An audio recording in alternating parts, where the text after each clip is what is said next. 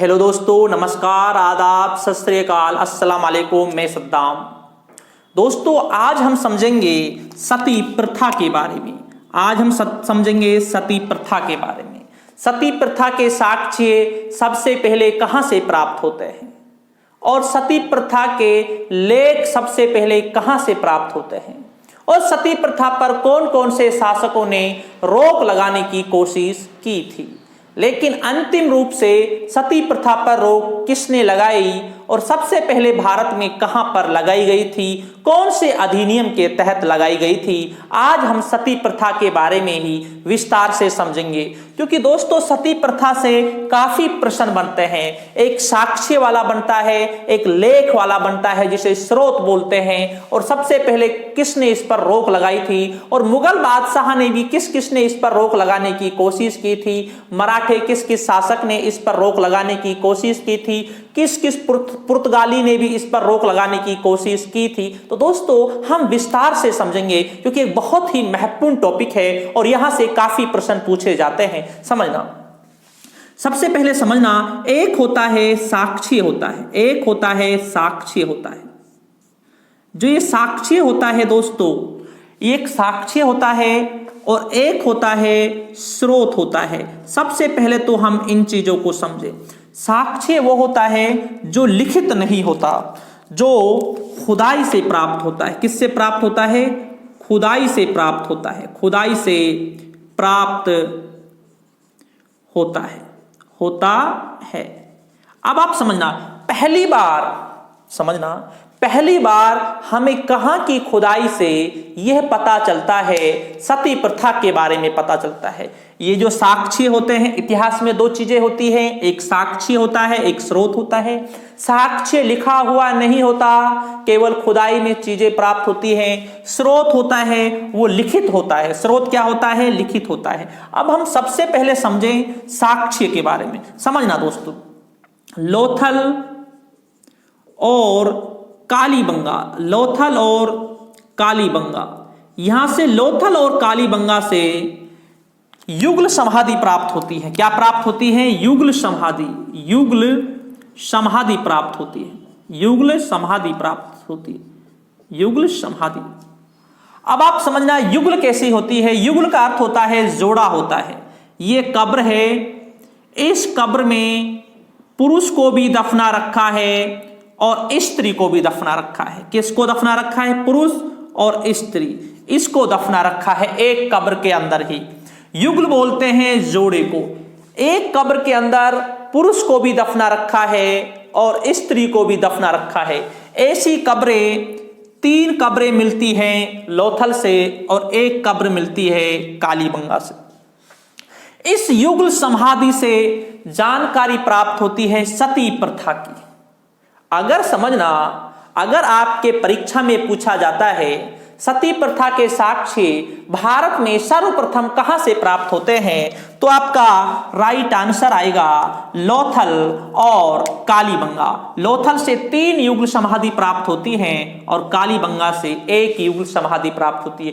युगल का अर्थ होता है जोड़ा होता है। युगल का अर्थ क्या होता है? जोड़ा होता है। एक कब्र में पुरुष को भी दफना रखा है, स्त्री को भी दफना रखा है। ऐसी कब्रें 3 लोथल से प्राप्त होती है और कालीबंगा से प्राप्त होती है 1। इसलिए सती प्रथा के साक्ष्य सबसे पहले लोथल और कालीबंगा से प्राप्त होते हैं। ये हमेशा आप याद रखना।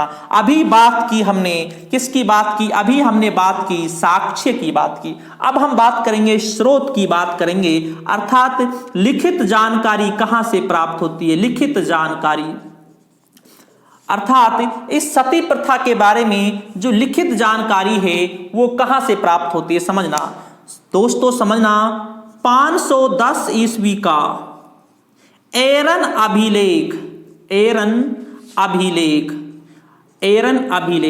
अब आप समझना, ये एरन अभिलेख सागर जिला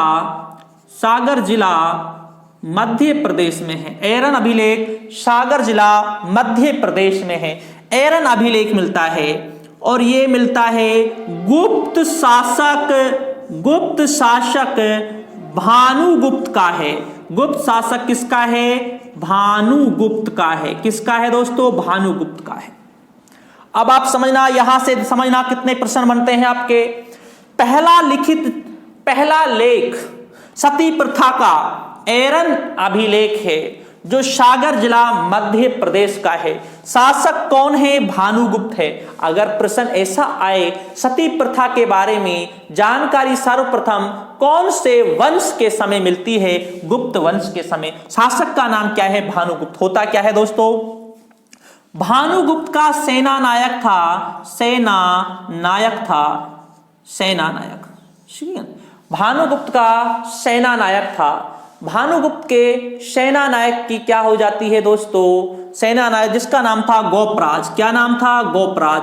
ये गोपराज युद्ध के मैदान में शहीद हो जाते हैं।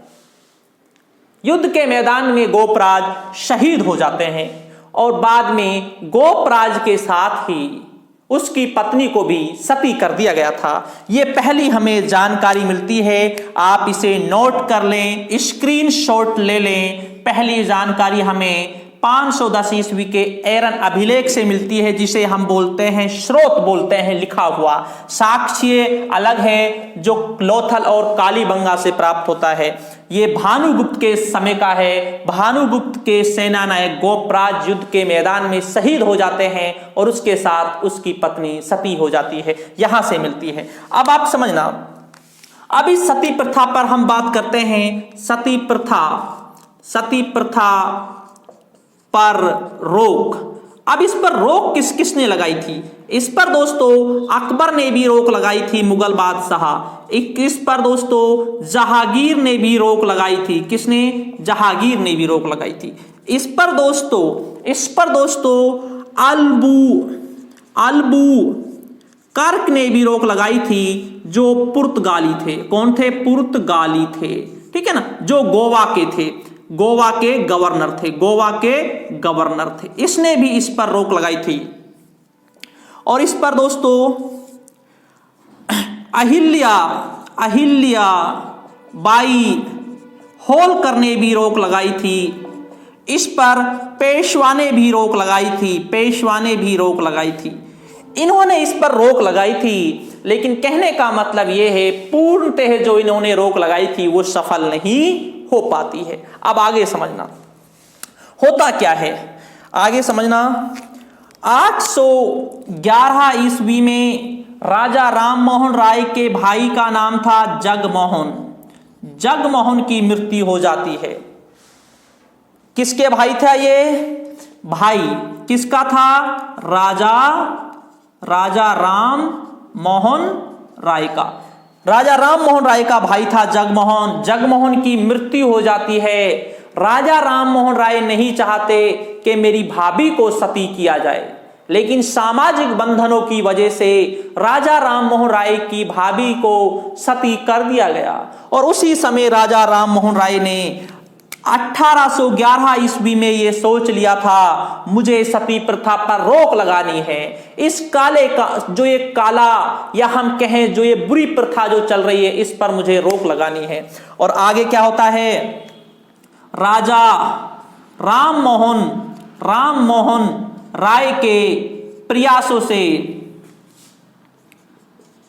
से 4 दिसंबर 1829 ईस्वी में एक्ट 17 के तहत विलियम बेंटिंक ने रोक लगा दी। विलियम बेंटिंक ने रोक लगा दी। अब बात समझना, रोक लगा दी। कहां पर रोक लगाई गई? तो सबसे पहले जो रोक लगाई गई थी वो बंगाल में लगाई गई थी। कहां पर लगाई गई थी? रोक बंगाल में लगाई गई थी। समझना दोस्तों, जो इस पर रोक लगाई गई थी वो राजा राममोहन राय के प्रयासों से लगाई थी। किसने लगाई थी? विलियम बेंटिंक ने लगाई थी। प्रश्न आजकल ये भी पूछा जाता है कौन से अधिनियम के तहत लगाई थी? तो अधिनियम का नाम है 17 अधिनियम के तहत रोक लगाई थी 4 दिसंबर 1829 ईस्वी में विलियम बेंटिंक ने। सबसे पहले सती प्रथा पर भारत में रोक कहां पर लगाई गई, यह प्रश्न भी मोस्ट इंपोर्टेंट है। तो सती प्रथा पर रोक सबसे पहले बंगाल में लगाई गई थी। लेकिन आप दोस्तों अल्बुकर्क को भी मत भूलना, क्योंकि यह भी एग्जाम में काफी पूछा जाता है। अल्बुकर्क ने गोवा में भी सती प्रथा पर रोक लगाई थी, क्योंकि ये पुर्तगाली गवर्नर थे गोवा के, इन्होंने सती प्रथा पर रोक लगाई थी। अगर मुगल बादशाह का नाम आए तो अकबर और जहांगीर ने भी रोक लगाने का प्रयास किया था, लेकिन सफल नहीं हो पाया।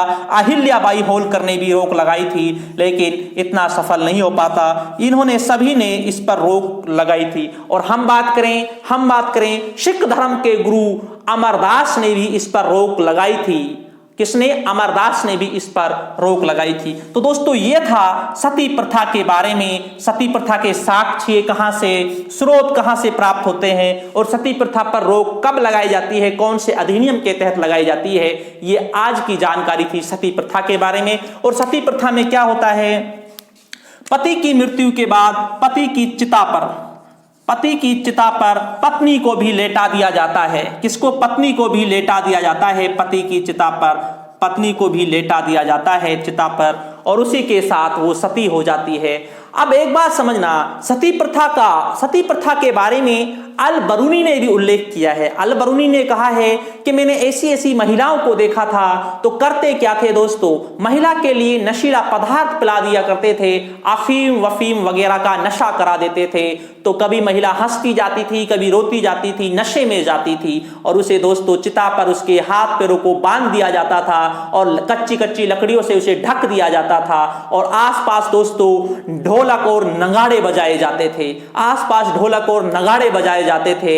जब वो महिला जलती थी, जब सती होती थी, तो दोस्तों वो चिल्लाती थी, चीखती थी, लेकिन ढोलक की आवाज में वो आवाज जनता को सुनाई नहीं देती थी, और सती माता की जय हो, सती माता की जय हो, ये चलता रहता था। ऐसे सती की जाती थी कि हो सकता है यहां पर यह भी कहा जाता है कुछ परसेंट महिलाएं अपनी मर्जी से सती होती थी, लेकिन बाकियों को दोस्तों 40, 50, 60, 70% को जहां तक था उन्हें जबरदस्ती सती किया जाता था। यह है दोस्तों सती प्रथा, जिस पर एक जो बहुत बुरी प्रथा थी, जो एक बहुत बुरी कुप्रथा थी, जिस पर रोक दोस्तों अंग्रेजों ने लगाई थी 4 दिसंबर 1829 ईस्वी में विलियम बेंटिंग ने। यूं तो अंग्रेज भारत से बहुत से चीजों को लूट कर ले गए हैं, भारत के बहुत से धन को लेके गए हैं, लेकिन अंग्रेजों का एक बहुत बड़ा फायदा यह भी था, जो भारत के अंदर जो कुप्रथाएं चल रही थी, जो बुरी प्रथाएं चल रही थी, जैसे दास प्रथा थी, जैसे कन्यावत था, और जैसे सती प्रथा थी, इन प्रथाओं पर दोस्तों अंग्रेजों ने रोक लगाया था। ये अंग्रेजों का एक भारत में एक अच्छा प्रयास था। तो दोस्तों आज का टॉपिक था हमारा सती प्रथा का। तो ठीक है दोस्तों, शुक्रिया दोस्तों, धन्यवाद।